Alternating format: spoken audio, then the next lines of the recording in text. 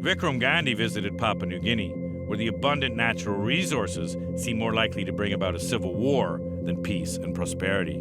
This is his debrief.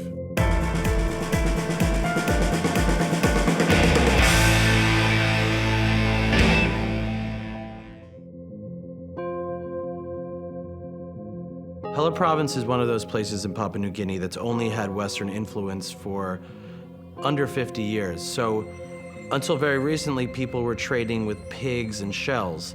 Therefore, when you talk about quantities of money in Papua New Guinea, it's very hard for people to get a sense of what Exxon would actually owe them. When we were on the ground, most people seem to have a different understanding of what money is, and therefore a lot of people would get money from different work projects, spend it all in Port Moresby, the capital, a lot of it going to alcohol and other indulgences, and then all of a sudden everyone would be broke. I don't think people really had any idea of how much money they should be getting. It is the responsibility of the government to make a deal with Exxon and therefore figure out how that money can affect the people. In some ways, it's irrational to imagine that Exxon would be doing a deal with every single landowner, every single person, being that all the land is technically communally owned by all the tribal regions. So I think there's just a big misunderstanding amongst people of how that money is going to be distributed. Governor Agiru is an elected official. He is in some ways a visionary because he is somebody who's college educated and has seen the world, which is pretty rare in Papua New Guinea. So he is doing this effort to bring development into the region. While he didn't guarantee people that he would distribute wealth, he did say that he was going to build infrastructure that would benefit everyone. And I think what's lacking is infrastructure that directly affects the people, whereas what he did build is things to make Papua New Guinea a hub for corporations. And as we know, it's very unclear whether the money from those corporations will ever reach the people of Papua New Guinea. Papua New Guinea is a really unique country because there are many different languages and many different tribes. People actually look quite different on different sides of the country.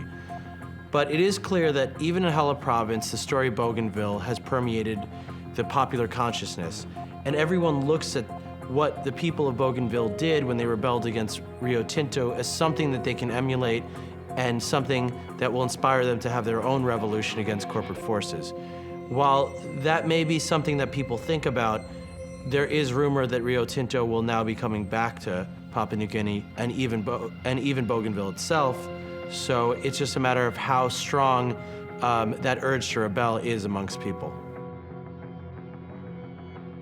There are people of all different religions, ancient forms of worship, and different tribes that exist all over that area. And that shaman is just of one tradition of many that are kind of mind-blowing. When I observed his kids who were wearing grass skirts, they seemed quite embarrassed, and I almost feel like perhaps the next generation is not going to be as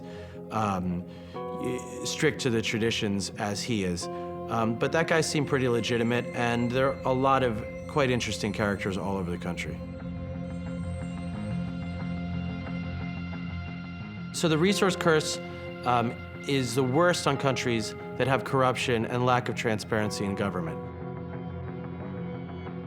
The one way to avoid it is by having an honest government and having politicians that are actually trying to help the people. If you look at a country like Norway, that has a lot of resources and has one of the strongest economies of the world. So that's a place that wasn't affected by the resource curse in a negative way. And if you look at a lot of countries in the Middle East, you can actually see that they too have been prosperous because of resources.